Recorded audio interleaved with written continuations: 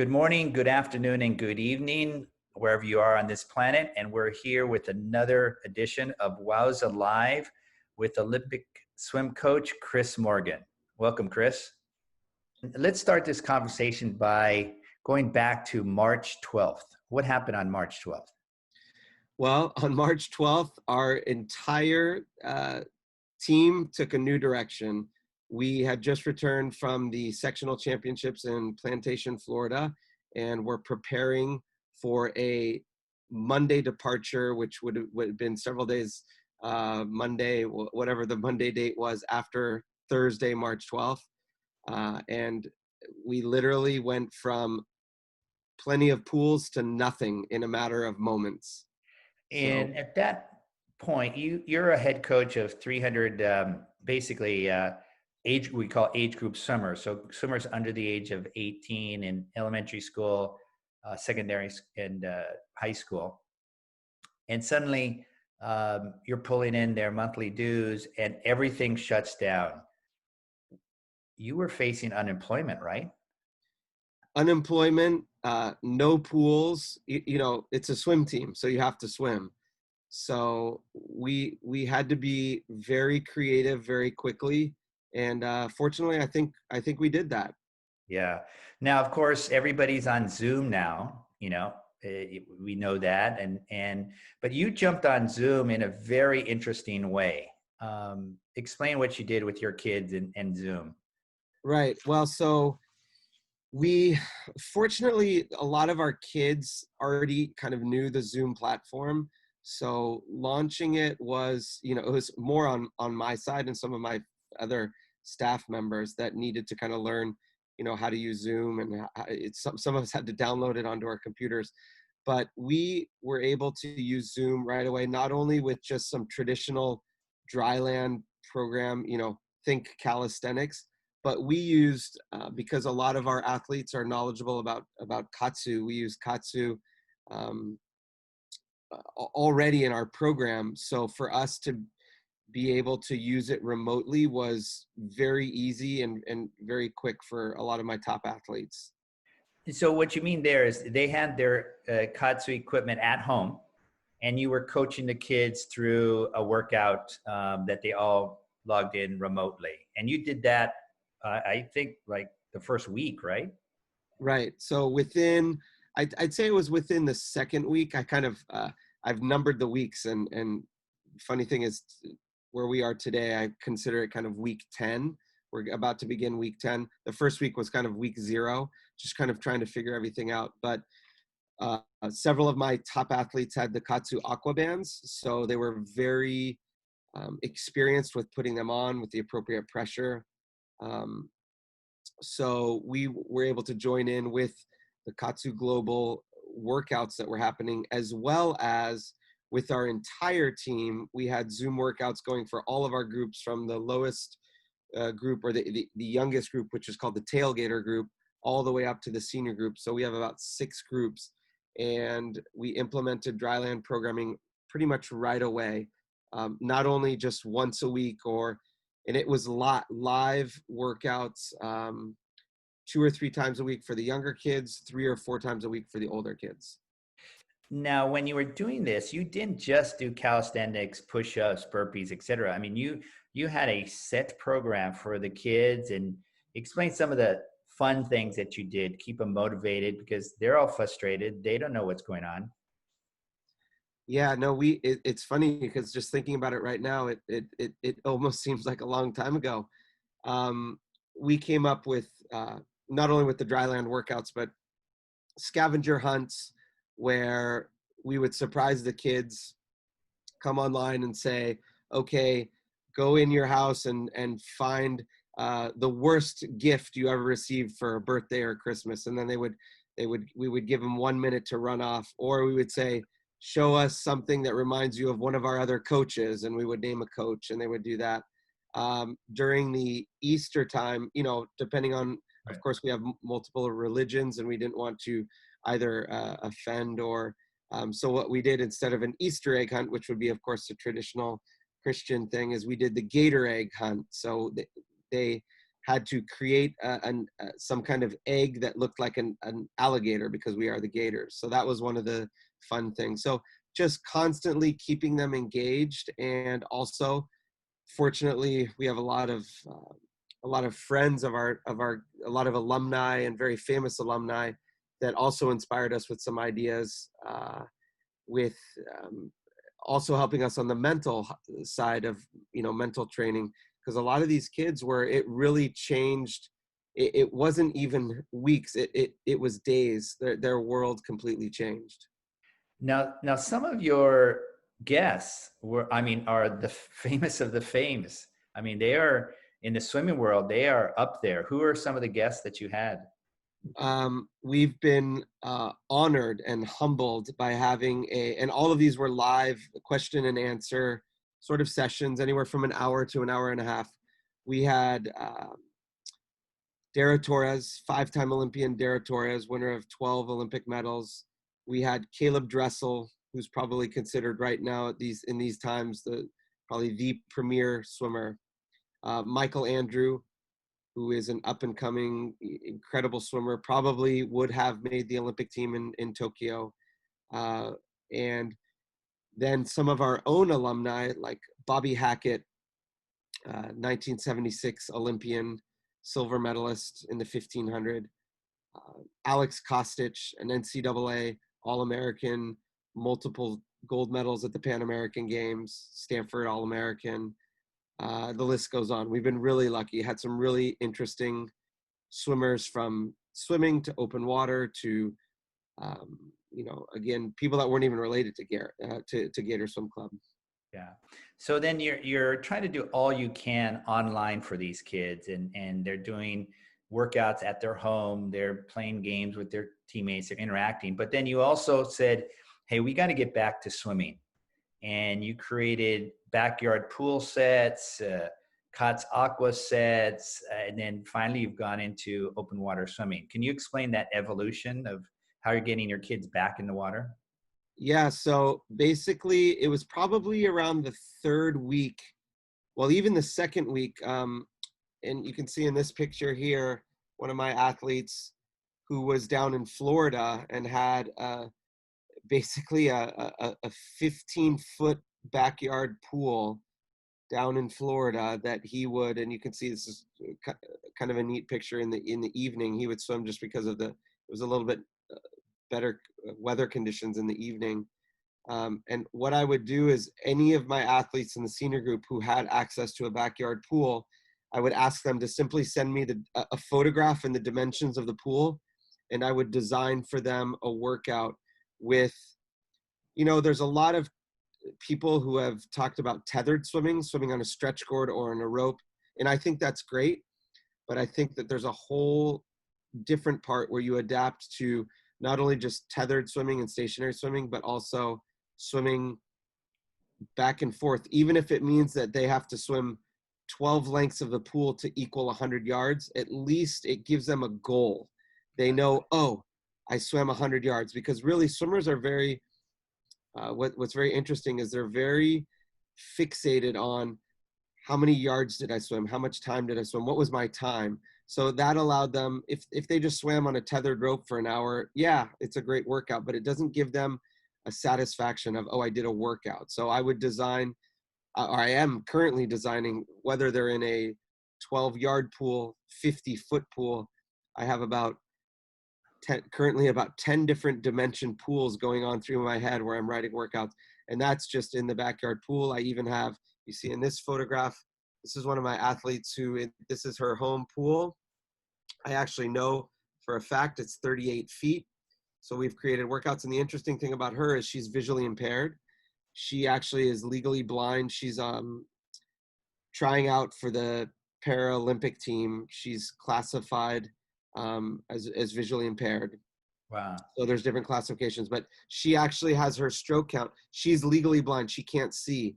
So she was much braver than I was when I first started working with her in this pool. And she actually has her stroke count. She takes 7 freestyle strokes. I know that now.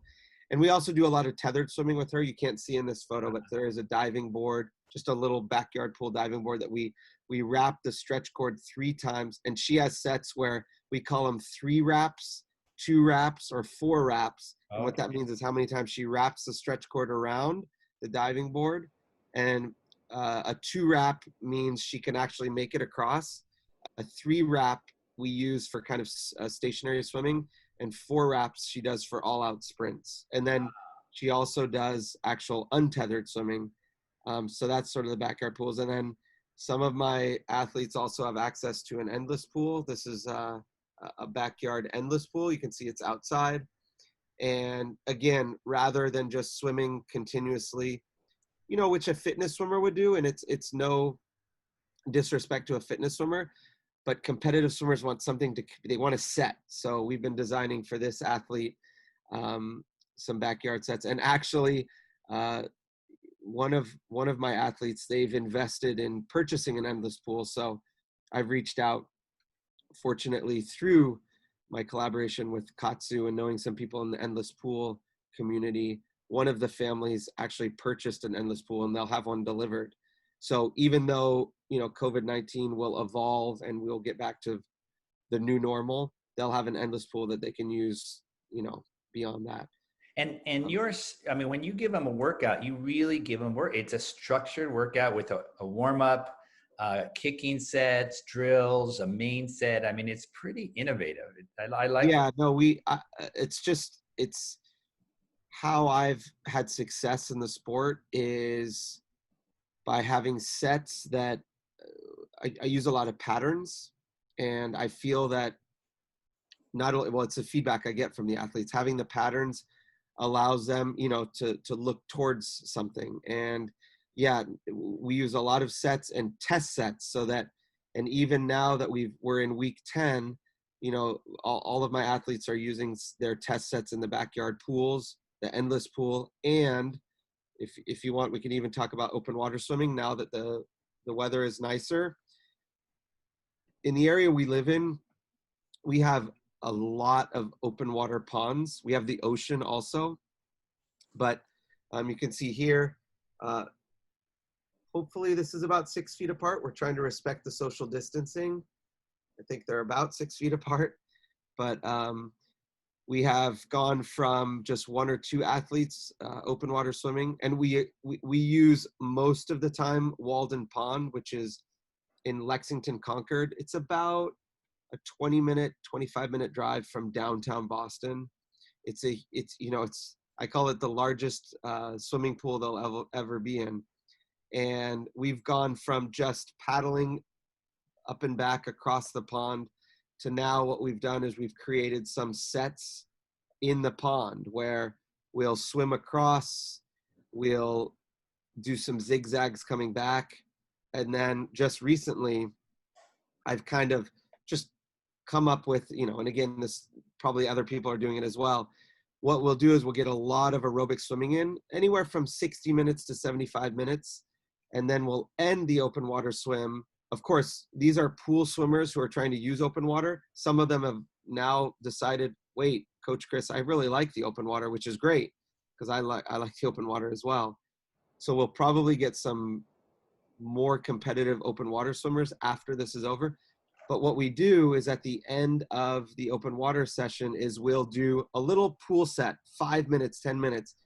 Example, we'll do 5 freestyle strokes, flip turn, 10 freestyle strokes, flip turn, 15 strokes, flip turn, 20 strokes, flip turn, and we'll repeat that 4 times. That's one example. Another example we've done is 5 strokes of butterfly, 10 strokes of backstroke, 5 strokes of butterfly, 10 strokes of freestyle. We'll do that 8. I've had them cycle through that just as they go across the lake. And on the odd rounds, they'll sprint the fly and the breast. And on the even rounds, they'll sprint the backstroke and the freestyle. And they love it because it gives them a little bit of something related to the pool that we're doing in the open water. Yeah, wow, that's really good. And then because it's colder, and again because these are pool swimmers, you're using wetsuits, and over time they'll shed their wetsuit. And how many kids do you get out on the open water? So we have Well, fortunately, and you see this picture, one of our athletes we've built up a relationship with Orca wetsuits. They've been very generous, giving us a discount for our team. We've had close to 30 of our kids order the wetsuits. And I encourage the wetsuits because it is cold and it just makes them more comfortable, because most of these kids have never open water swam before or done any open water swimming. But what I'm doing right now is, just this week in Massachusetts, we're allowed to gather in groups of 10 or less. So we've just organized, and the kids have been great about it.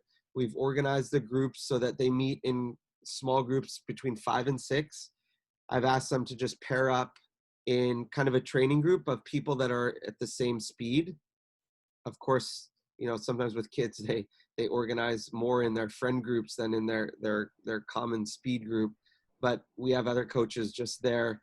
We're in kayaks or canoes. We've mostly been in kayaks. And as our groups grow, some of our coaches will be on paddle boards. I even have been out in my own canoe.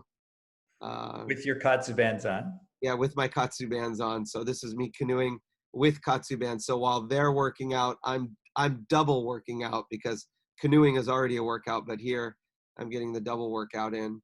But yeah, it allows for them to just feel like they have a coach near them. And again, they're kids that don't have a lot of open water experience. We'll be starting our 3rd week of open water swimming. And it takes a lot of organization because we can't be in large groups. But what I'd like to do is, in the next weeks, as the pools open up, we'll continue to use, because the pools are the amount of time we'll be allowed, the amount of time that we'll be able to use the pool is very small, anywhere between 45 minutes to an hour. And the groups will be very small, 12 people or less, 2 per lane. So we will continue to use the open water as a venue. I'm going to use it as our kind of our distance training. Okay. All right. So you've gone from Zoom meetings to Zoom games to Zoom practices, backyard pool, Katsu Aqua, endless pools, and now the open water. And I mean, you're doing this in a matter of weeks. I mean, you're really changing on a dime here, but you're going to go to the next level. And can you explain to me what you and Dan Wagner and Club Assistant have created for the swimming community? Yeah, so Club Assistant has created a kind of a first level virtual, or it's a virtual and real time competition. It's actually it's something that's gonna, I believe, change the way we approach swimming. So the first step is Club Assistant has created a watch where you can time. You don't even have to leave your own pool. So as we're able to get back into the pool, we'll be able to host swim meets or competitions at our own venue, but nationwide. So we would be able to swim against people in California. We would be able to swim against people in Florida, against people in Texas, and competing at the first level, which is really incredible. It's just using some of the simple dryland exercises that a lot of the kids have been doing: jumping jacks, push-ups, sit-ups, tethered swimming. So a lot of the things that, and it's a chance for kids to compete. There'll be a lot of people that think, well, how do we make it, the same, that everyone's doing the same? And a lot of the beginning will be that people do it kind of on their own honor, but because of the incredible technology that Club Assistant and Dan Wegner have developed, it's pretty Excuse me, much foolproof. I want to make sure people understand this. You said a watch, and I think you meant a stopwatch, but it's not a stopwatch that you go to the store and buy. It's not an Omega stopwatch. It's actually your smartphone. It's an app you put on your phone, and you literally use your own iPhone or Android phone to Yep. actually take split times, take times. All this will be uploaded to a database, so you can compare your swim team with the swim team in London or a swim team in Los Angeles. And so you Yeah. literally can have virtual, what you mean by virtual swimming and by a watch is your phone is now a stopwatch. It's a database that has your own child's work times compared to other times, a ranking system. I mean, it's really taking technology to the next level, correct? Correct. So it's a web-based app. So you don't need to have, it's not an app that you download. You just have to have Wi-Fi. And you, for example, if I decided I wanted my team to compete against a team in California, of course we're in Boston, we could, with the other team, say, all right, on Saturday, next Saturday, we're going to swim, a virtual meet against each other. We can decide the time. Everyone has their swim watch on their, well, it's called swim phone, on their phone, and you time a 50 freestyle, and at the same time that my swimmers are swimming the 50 freestyle, the team in California is swimming the 50 freestyle, start at the same time, stop, and it's instantaneously uploaded, and instantaneously we can compare who was first, who was second, who was third. So if we have 50 swimmers, we'll know first through 50th instantaneously.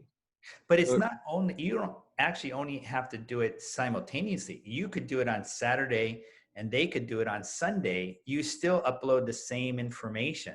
Parents can true. be in their smartphone in the bleachers. Yep, very true. So it does, for I guess it's my competitive side that I want to do it at the same time, but it can be whether, I think for the sake of it being competitive, it's nice to do it within the same, weekend. Uh-huh. But, depending on conditions or of the pool and when the pool opens, as they open, yeah, parents can be the timers, coaches can be the timers. It's really something that doesn't exist and now exists. Yeah. And of course we're in this very unusual time, this lockdown period that we're slowly getting out of. But do you see this technology as something that will be useful and used in the future too? Very much so. I think, the world has changed, and there'll be a lot of people who are a little bit more cautious about traveling, about going to other, I think they'll be very comfortable with being around their teammates and being around their coaches and being in a familiar facility. But I think even for us, I think we travel a lot throughout New England, and I think parents will be, rightly so, will be hesitant about sending their kids. And if you think about it, we could say, okay, well, we'll just go to a swim meet without them. Well, if 80% of your population on your team decides they don't want to go to meets, that's not very fun. But if 100% of your population is comfortable with competing from your own home pool, then this will change everything. That you can compete in a comfortable environment and compete to, win the same thing, certificates and ribbons and t-shirts and caps, which is really what this is about. That's what kids really like. Well, Chris, I mean, March 12th, your world changed. But like any good innovative coach, you've really changed your direction. And now the future looks very bright. Thank Yeah, you very no, much. it's actually been very exciting. Yeah, no, great. Good luck to you and your team. Thank you. Thank you.